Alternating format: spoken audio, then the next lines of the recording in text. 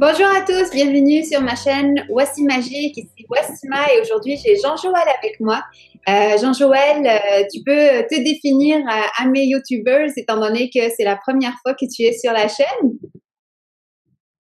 Oui, en fait, bon, je te remercie de m'accueillir sur ta chaîne, Wassima. Donc, mon nom est Jean-Joël Lalanne. Donc, je suis haïtien. Et bon, rapidement, j'ai fait des études plutôt en sciences.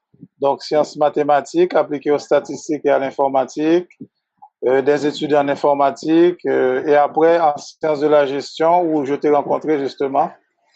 Et voilà, donc nous avons une passion en commun, c'est des sujets un petit peu de développement personnel qui touchent à la spiritualité. Plaisir pour moi de partager avec tes YouTubers, comme tu dis, tels que la méditation. Et on a des YouTubers, des YouTubers Oui, hommes, même si des d'accord. YouTubeurs, on a aussi des hommes qui nous suivent et vous êtes vraiment les bienvenus sur ma chaîne. Bien sûr.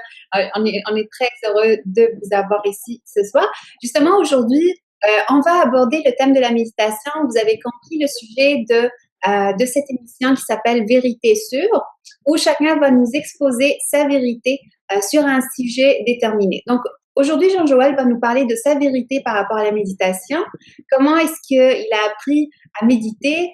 Qu'est-ce qui a marché pour lui? Je sais aussi que, Jean-Joël, tu donnes des conseils à des couples et tout ça dans le domaine du développement spirituel. Si tu peux aussi nous parler un peu de ton expérience, on commence avec la méditation. Qu'est-ce que ça veut dire la méditation pour toi? Oui, eh bien, Wassima, la méditation pour moi, c'est en fait être conscient, être attentif. C'est vraiment ça, et c'est être conscient, être attentif et regarder. Donc, c'est être en fait un spectateur. Ce n'est pas agir, c'est s'écouter et regarder. État de spectateur, justement, on a tout.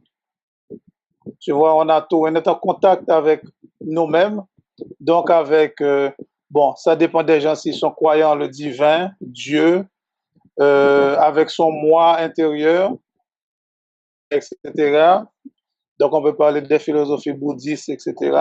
Donc, on peut l'appeler comme on veut, mais en fait, c'est être pleinement conscient, si tu veux, je le définirais comme ça, et être attentif et regarder. Donc, c'est ça, en gros, la méditation.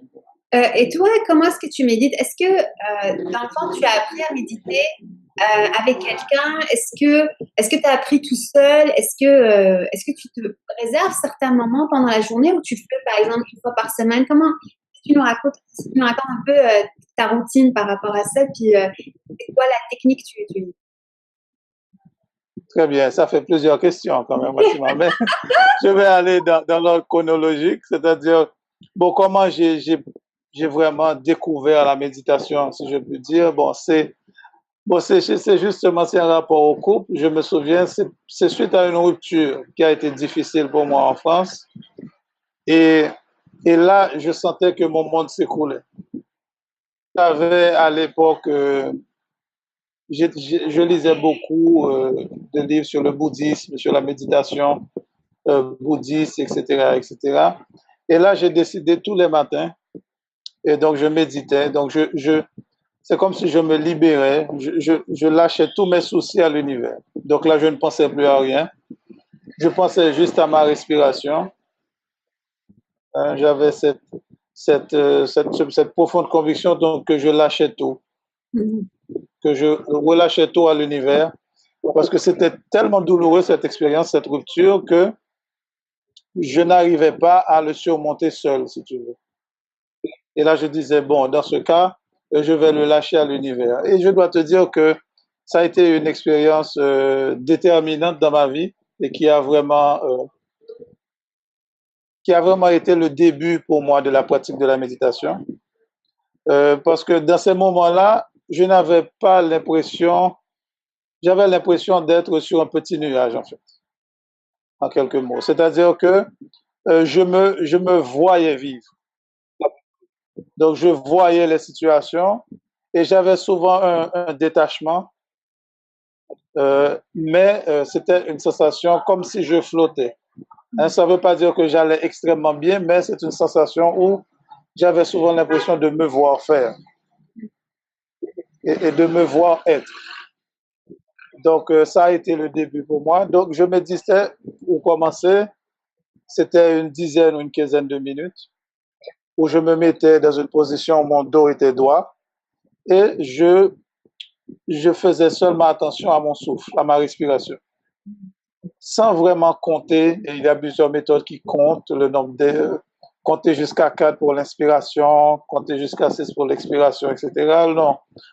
Dans ce moment-là, je ne faisais rien. Je faisais que inspirer lentement et expirer un peu plus lentement. Ce que j'essayais de faire. Et voilà, donc ça a été une pratique pour moi. Et j'ai commencé, c'était 5 minutes. Après, j'ai dû attendre 10 à 15 minutes. Voilà, tu vois. Donc, après, ta question était quelle est la fréquence? J'essaie de méditer quotidiennement à la même heure. Parce que là, moi, je vais te dire ma méthode. Certains, dès le réveil, ils méditent. Moi, je n'arrive pas. Dès le réveil, je dois être en mouvement.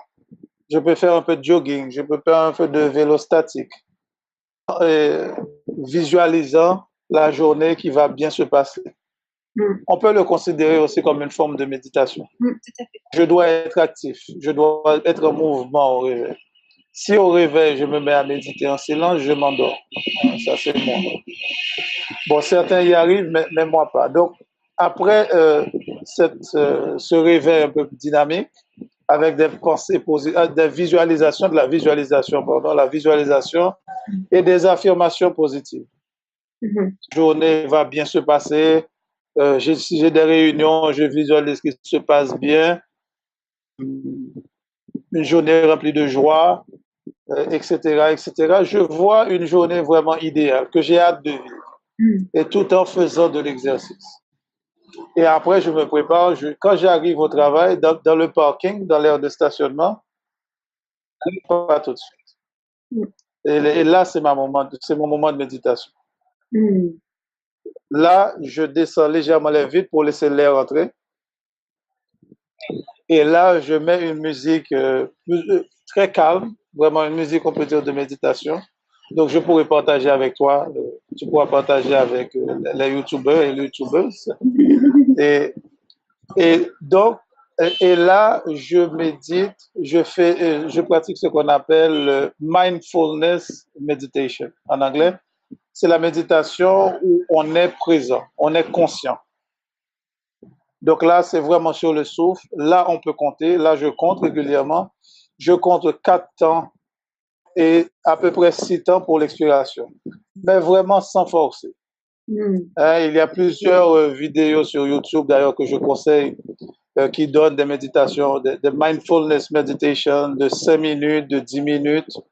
Et vraiment, là, je le conseille parce que je trouve c'est l'approche la plus simple de la méditation. Je vais partager avec toi par la suite les autres méditations que j'ai essayées. Je pratique quotidiennement et je dois dire que je trouve que c'est la plus simple. Hein? Parce que, mais il faut savoir que dès qu'on se met, dès qu'on commence la méditation, les pensées affluent. Hein, c'est comme une avalanche. Donc, beaucoup d'auteurs le décrivent. C'est comme un singe qui saute de branche en branche. Donc, là, tout s'affole, toutes les pensées arrivent, etc. Et là, ne faites rien. Ne faites rien. Vous pouvez les visualiser comme des ballons qui passent, comme de l'eau qui coule, mais surtout ne retenez rien. Revenez à votre souffle. Au souffle. Et vous allez voir, et je me souviens, un auteur disait, si on arrive à faire une inspiration consciente et une expiration consciente, la méditation est déjà réussie. Donc vous voyez, c'est loin d'être la poursuite d'un but, d'un objectif ou d'un résultat. Donc, toutes mes méditations, parce que j'arrive au moins à inspirer de manière consciente et à expirer de manière consciente. Donc, rien qu'un seul, et une méditation est réussie. Donc, vous voyez, donc là, je pense que ça doit enlever pas mal de stress. Déjà, on est dans une société où on veut toujours être performant, ou on est toujours à la poursuite d'un résultat. La méditation, non, on ne poursuit rien.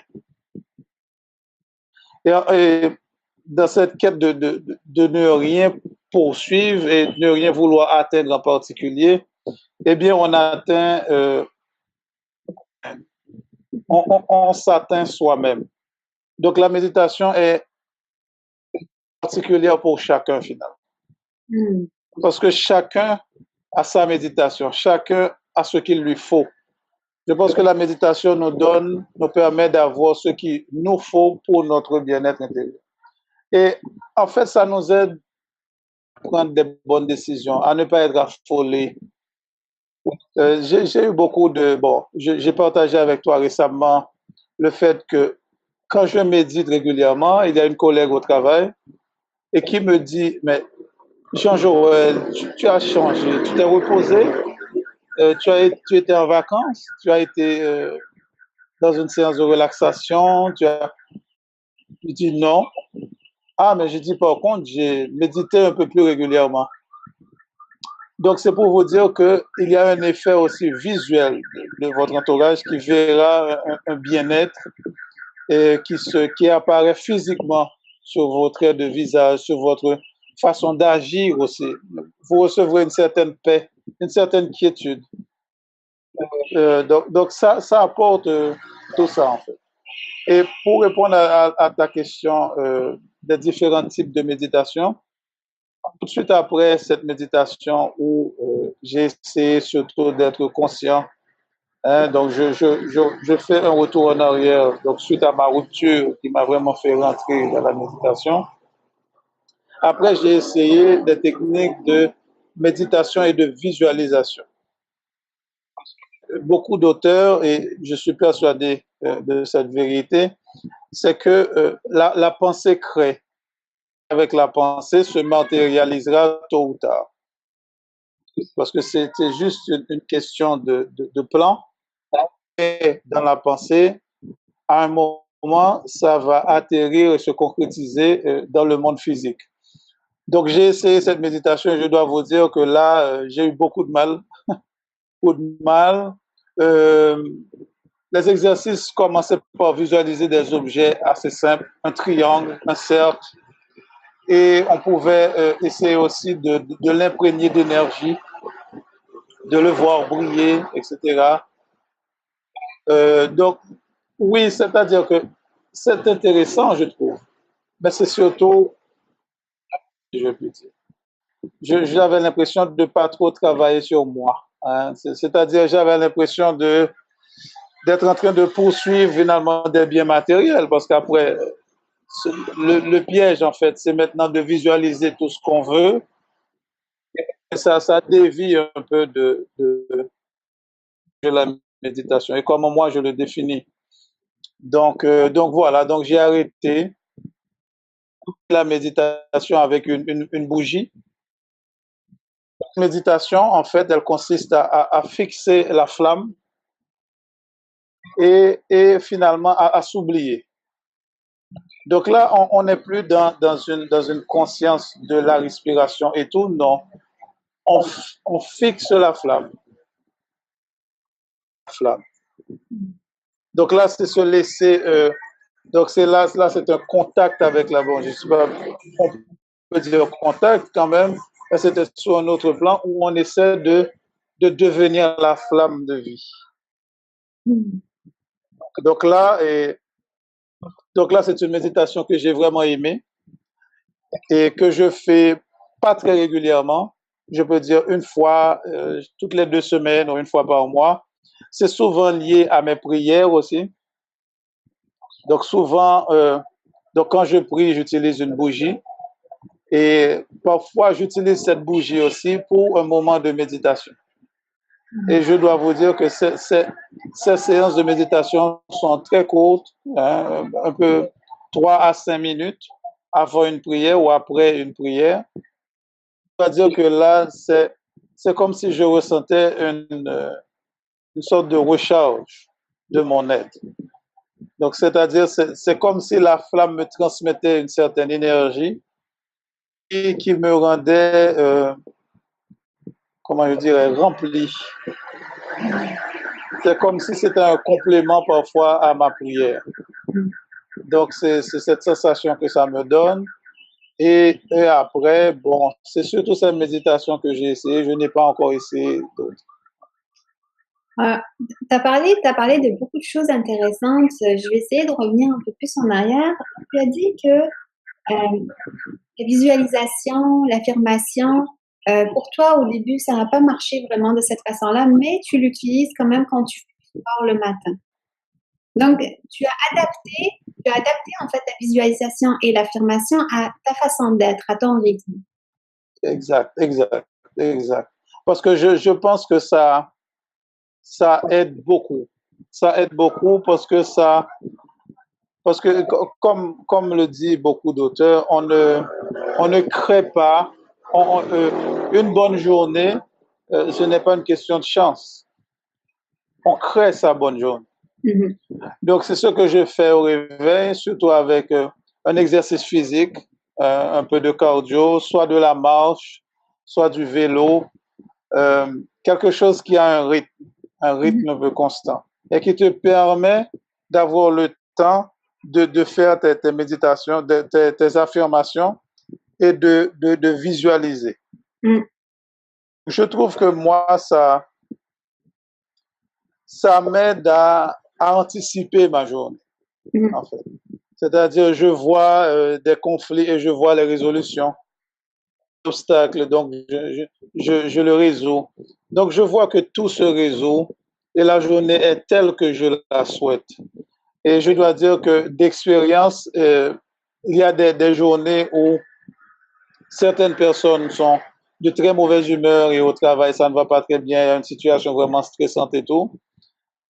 Bon, soit la personne ne m'interpelle pas du tout, donc c'est comme si moi j'étais absent, ou quand elle arrive devant moi, elle change d'attitude. Donc ça m'est arrivé. Donc il est devenu tout de suite un peu plus calme. Donc c'est comme si je l'influençais, en fait.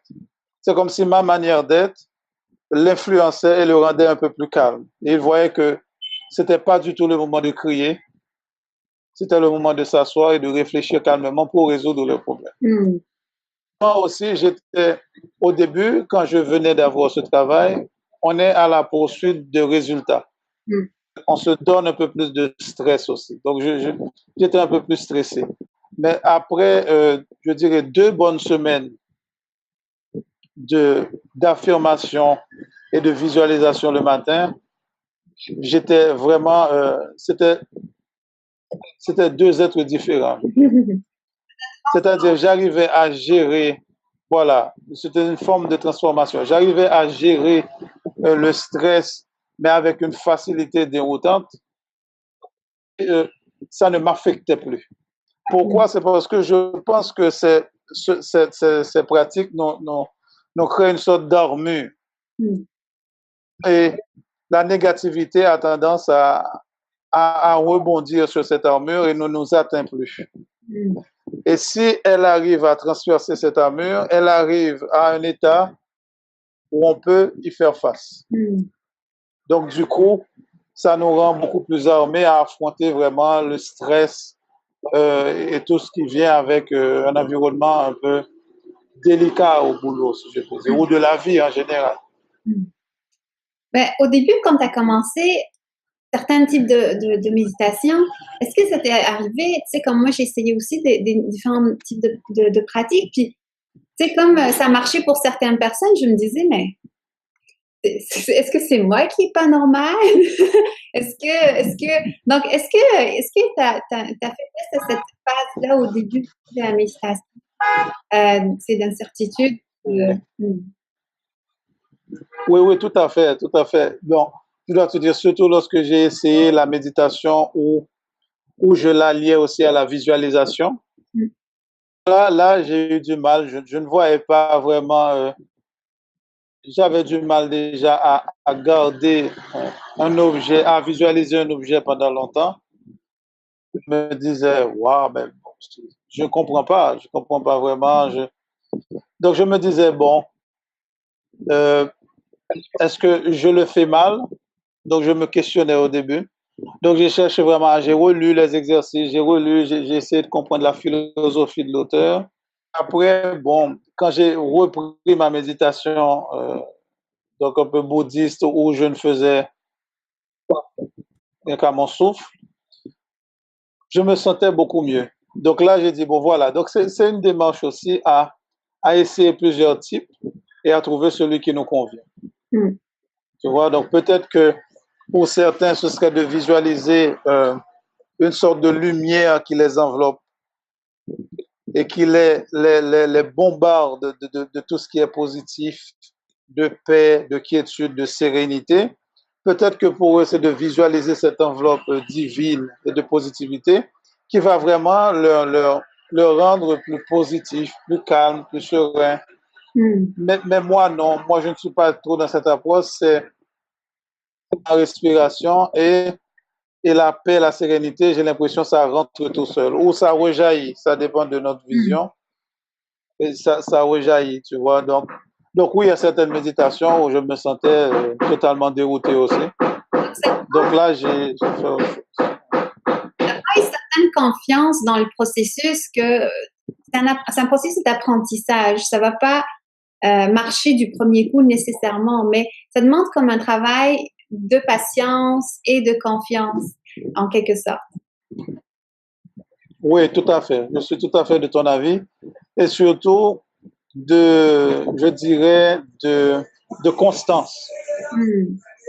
C'est-à-dire, ce n'est pas tant méditer 30 minutes tous les samedis matin, mais c'est plutôt de méditer tous les jours à la même heure, 3 minutes.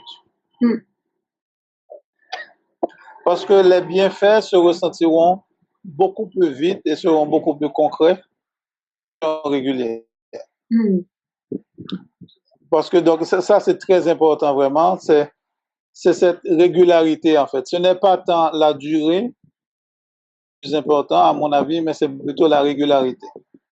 Et c'est le fait de se dire que c'est un moment, il faut vraiment le voir pas comme un travail, mais c'est un moment de relaxation où on prend un peu de temps pour soi. Donc, c'est vraiment important d'avoir cette approche, car si on le voit comme un travail, c'est sûr qu'après le boulot, j'ai pas envie de travailler encore 10 minutes sur moi-même, déjà encore travailler, non. Disposé à passer 10 minutes avec moi-même, un moment où je me relaxe, où je me détends et où j'essaie de réfléchir à rien. Donc les pensées arrivent, tout ce que je dois faire, tout ce que j'ai dû acheter, tout ce que je devais faire, etc. Et ça passe, ça passe, ça passe. Et après, je me sens serein, tu vois, et donc je laisse tout passer. Et après, je suis mieux à maintenant faire les autres activités de la maison, par exemple. Parce qu'il y a un aspect aussi où on sort du boulot, on fait souvent cet exemple, on sort du boulot avec tout le stress et on arrive à la maison et voilà, et là on explose, hein, sans aucune raison. Mais là, déjà, la méditation peut aider, c'est-à-dire que moi, ce que j'essaie de faire, c'est prendre un moment, à mon arrivée, je prends 5 minutes où j'essaie de méditer. Tu vois, ça aide aussi. Ça, c'est une méditation de courte durée, mais là où je me recentre sur moi-même et je me dis, d'accord, le boulot c'est terminé. Donc là, et là, je vide tout. Donc, c'est comme si je vidais tout, ce que je devrais faire, etc., etc. Tout passe. Et là, je suis beaucoup plus apte à rejoindre ma femme et mes enfants, à jouer, à participer vraiment à la vie familiale. Une autre question, quand on se pose toujours, on dit toujours que les femmes pensent beaucoup. donc, Oui. pour toi, je sais qu'il y a des couples qui te consultent, puis tout ça. Est-ce que tu as remarqué quand même une différence côté homme-femme ou c'est plutôt, universel? Qu'est-ce que tu as remarqué par rapport à justement la méditation et femme ou homme? C'est pas pour faire une séparation, mais c'est juste ta consultation par rapport à ça. Oui, mais je te remercie pour la question. C'est vrai que je trouve de mes expériences, hein, et après, je parle beaucoup avec des amis aussi qui pratiquent la méditation. Je trouve que le plus souvent, ça me paraît plus compliqué pour la femme. Hmm. On dirait que la femme est en effet, comme tu dis, beaucoup plus bombardée de pensées. Mais c'est peut-être aussi le fait qu'elle soit, qu'elle puisse réaliser plusieurs tâches en même temps. Hmm. C'est-à-dire que je pense que l'homme, bon, de par la préhistoire et son origine, des activités qu'il faisait dès la préhistoire, c'était plutôt la chasse. Donc l'homme va amener à penser à une seule chose et à se concentrer sur une seule chose. Et la femme, on sait, la maison, les enfants, etc., ce n'est pas pour créer des stéréotypes, etc., mais c'est juste pour faire comprendre l'idée. Elle était souvent amenée à réaliser plusieurs tâches en même temps. Donc, c'est-à-dire, à un moment donné, l'instant T donné, la femme pense à 4 à 5 choses en même temps, puisqu'elle a l'eau sur le feu, elle a l'enfant à changer, elle a ceci à faire, elle a cela. Donc, je pense que ça a amené la femme à penser à beaucoup de choses en très peu de temps. Hmm. Passer d'une pensée à une autre, la femme 3 pensées à 6 autres. Hmm. C'est-à-dire que ce qui fait que, au début, pour la femme, c'est un peu compliqué. Je pense, d'après les dires, en fait, encore une fois, de mes amis, il y a un peu plus de pensées qui arrivent. Du coup, au début, elle a un peu plus de mal à les laisser passer. Hmm. Voilà, donc c'est ce que j'ai de mes expériences. Mais après, c'est sûr que la euh, je trouve un peu plus disciplinée que les hommes, Hmm. je trouve, de ce que de mes échanges avec mes amis, encore une fois. Et à garder la constance un peu plus facilement que l'homme, ce qui fait que finalement, chacun a ses avantages et ses inconvénients, ses points forts et ses points faibles. Donc l'homme aura tendance à trouver un peu plus vite cet état d'observation de lui-même que la femme. Hmm. Mais la femme, rapidement, et pourra atteindre aussi ce niveau un peu plus rapidement, jour après jour. Donc, Hmm. à un moment, ils se rejoignent finalement. Parce que la femme, en pratiquant, elle arrive, dès qu'elle se met dans, à méditer, donc là, il y a un travail qui se fait avec l'habitude. Et là, déjà, elle a déjà moins de pensées. Donc, plus on médite aussi, et plus on a à faire un effort pour arriver à cet état où il y a très peu de pensées, peut-être même pas. Hmm. Hein, parce que ce n'est pas qu'elle n'arrive plus le conscient, parce que nous sommes conscients que de notre respiration. Donc, c'est parce qu'on arrive à se focaliser sur quelque chose d'autre qu'on ne fait plus attention aux autres choses qui se déroulent. Donc, et c'est là vraiment le moment où on se retrouve soi et vraiment où on peut dire que on est en contact avec le rien, avec le tout.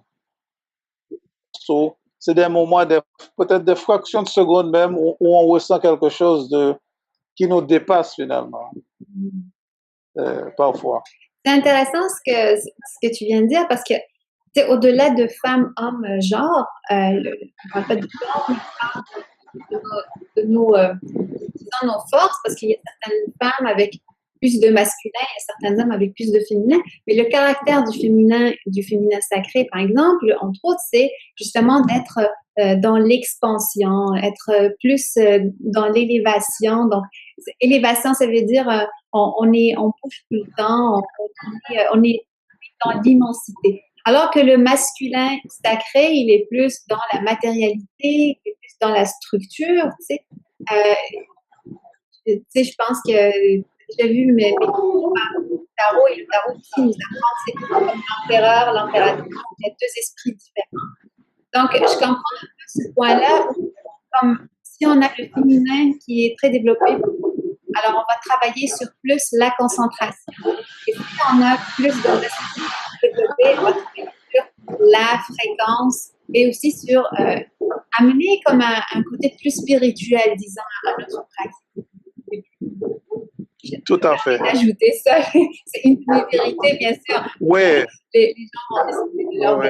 Non, Tout à fait. Non, mais je suis totalement de ton avis. Et bon, c'est vrai qu'en échangeant, tu vois que ça te permet de voir, de compléter finalement une pensée et d'autres aspects de la Exactement. spiritualité. Donc finalement, comme on le disait souvent aussi, tout est lié à ce Oui, niveau-là.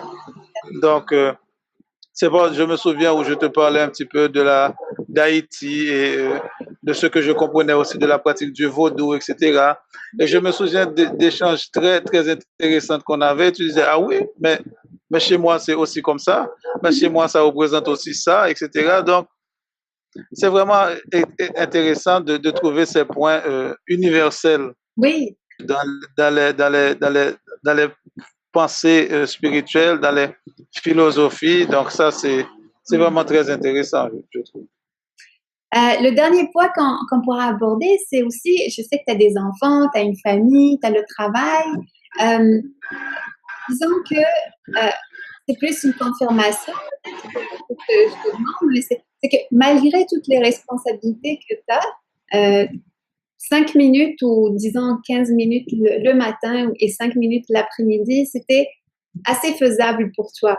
Et je trouve ça, je t'admire pour ça parce que, tu sais, on a beaucoup de choses dans la vie. Hein. Dès qu'on se lève, on a plein de pensées, on a plein de choses à faire. Et en plus de ça, Oui, oui, définitivement. donc, toi, je t'admire pour ça parce que tu as pu mettre ça en place. Mais comment tu arrives à le maintenir? Est-ce que la famille te rejoint dans la méditation? Comment ça marche de ce côté-là? Oui, en fait, c'est une très bonne question, je te remercie, mais je dois commencer par remercier aussi ma femme parce que, je veux dire, parce que quand on est en couple, on apprend à connaître l'autre.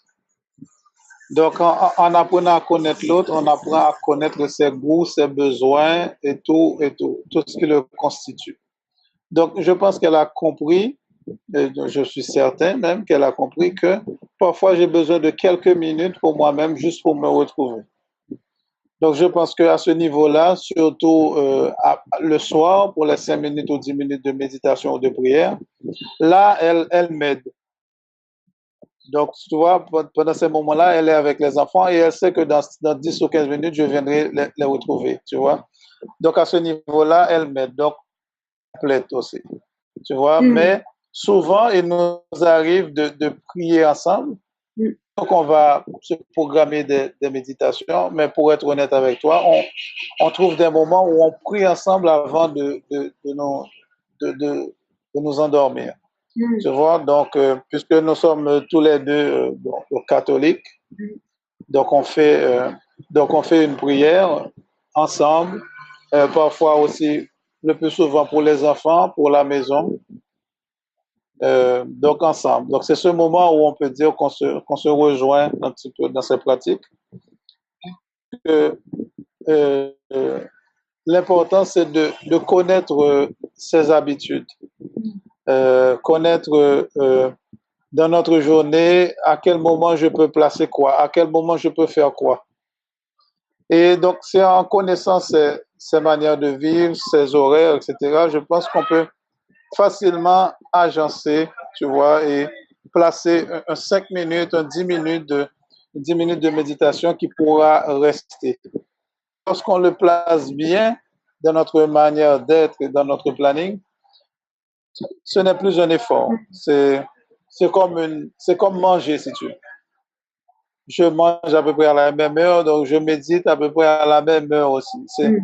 C'est juste nécessaire, si je peux dire. Et après, ce qui est quand même marrant, et j'espère que tes youtubeurs, Mm. youtubeuses pourront faire l'expérience.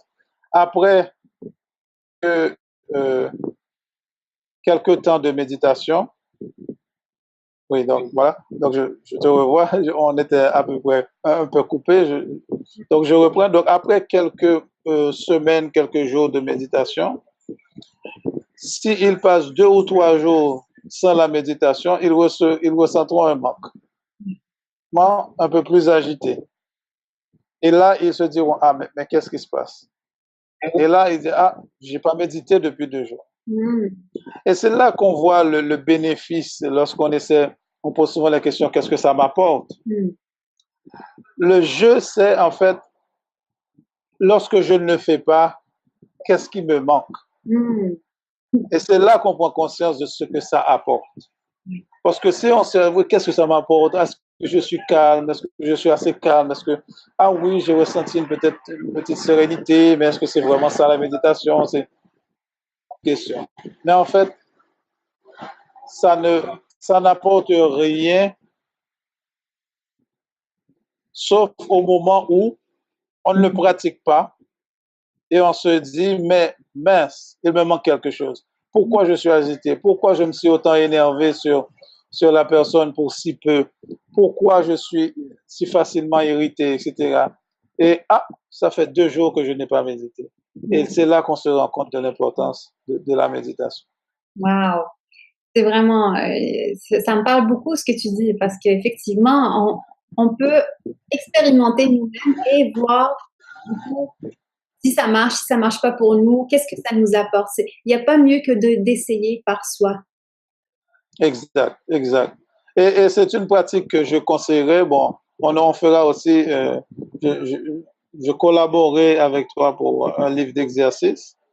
Donc, mais un exercice déjà, donc je donne un preview, si je peux dire.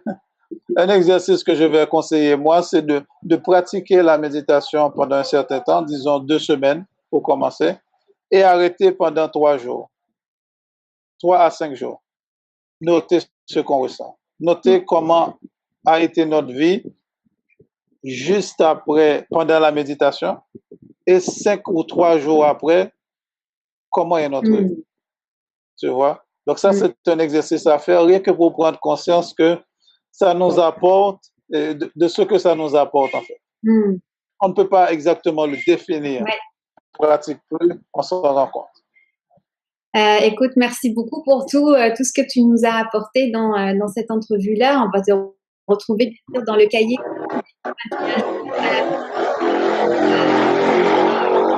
On va pouvoir pratiquer ensemble différentes techniques de méditation. On va vous accompagner un jour à la fois justement pour opérer le changement de façon pratique parce que c'est bien beau de voir les vidéos, c'est bien beau de lire, mais il n'y a pas mieux que de pratiquer par soi.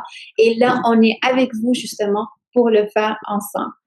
Jean-Joël, est-ce que tu as quelque chose d'autre à ajouter par rapport à la méditation?